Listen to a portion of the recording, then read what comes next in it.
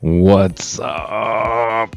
Oh, F91. If you don't know, I'm a big F91 fan. Well, more like a Seabook Arno fan. So, F91, love that movie. Really love that movie. But that's not what we're here for. We're not here to fanboy spasm over my passion of F91. We are here because this is one of Brett's picks to replace the GP03 in his quick and dirty beginner's guide. So the reason why he's replacing the GP03 with the F91 is because of the fact that the F91 focuses on the fundamentals of gameplay. The F91 is a 400 various type, so it's balanced between melee and ranged gameplays. You can mix them both, you can do a lot of combos. F91 is really balanced, but also really basic. It was, even in the movie, it was an unfinished project that, you know, had hidden potential way after the events of, well, Stardust Memory originally, but yeah, we won't get into the show. So as far as the game goes, you can use blaze gear, you can use lightning gear. It really doesn't matter because F91 can cover both sides. It can cover if you're a melee type and you want to get in and do, you know, a lot of damage and combos. He has some utility for that. You can do lightning if you really want to stay back and use range, or you just want to play it safe, or you just feel comfortable beating people from afar. F91 can do both, so it doesn't matter which gear you use, if you use blaze or lightning. F91 has no alternate animations. His range fires his range. If you charge it up, he fires 3 shots from his cannon. If you hold his L1, he'll throw out a shield, which pretty interesting because it does explode. If you watch the movie, that's the reference. You know, he throws out a beam shield and then it explodes if it connects with any enemy. You can combo with that too. If you use the dash melee combo, dashing forward, and you hold it to charge the attack, after you pop them up in the air, you throw the shield and, you know, you get some extra damage off. You can also use his R2, which I'll show later. But using his L1, if you use it neutral, he fires both shots at once. If you hold left or right, he fires them one at a time. Those 2 hits count as a 3-hit combo for range. His L2, which is his speed boost, increases his speed and movement and also his melee lock-on slightly. So it's kind of like a mini blaze gear for a short amount of time. That's the best way to think of it. His R2, which I just mentioned earlier before that, is a large sweeping blade, which, as you can see, covers almost a 180 degree in front of him, which you can use to protect yourself, or you can use for combo enders. However you want to play with that combo is up to you.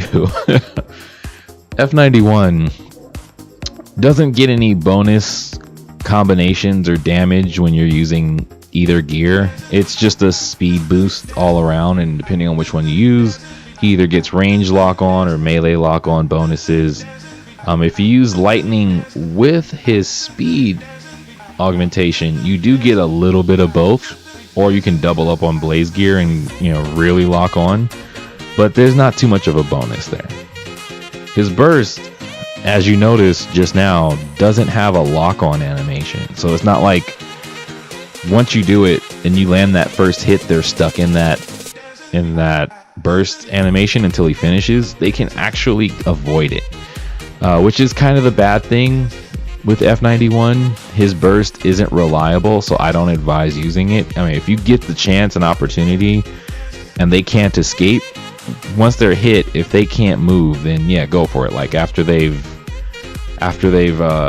overheated, it's a good time. Or, you know, if you can figure out when to use it in a combo, that's another good time. But don't try to use it like other mobile suits. It's just not really reliable. Moving forward into combat with the F91, as far as teams go and solo matches, F91 is really good. Like I said, it's fundamentally sound. It's very balanced. But the problem is it's fundamentally sound and very balanced. As for these videos go, I focus on getting to know the fundamentals of each mobile suit for spotlights. And F91 is so balanced and so basic that there's almost nothing to talk about. There's nothing flashy. There's nothing really hidden about him. But that's also the good thing. That's why Brett picked him, because the F91 makes you focus on the basics, makes you focus on what you need to get better at the game. Think of F91 as your starter kit. You know, if this was Gundam Build Fighters or Gundam Breaker and someone started you off with the F91, you'd be pretty set. Like, it can keep up with the more popular ones. It can destroy some of the lower end ones if you're good enough. But it's right in the middle. You know, it'd be a good starter kit if you were a Gunpla builder. And as a fighter in a fighting game, it's also good because it's balanced. It's right there. It's great for beginners, and once you master the game, you know, you can start to see the potential in the combos in the F91. The only problem is if you're a beginner and you're starting off, once you get into the game and you start to get that excitement, you're like, yes, I know what I'm doing. I can do combos and all this other stuff. And you want to take F91 above and beyond what it is. You're going to feel the limitations. You're really going to feel the limitations of what this suit can do.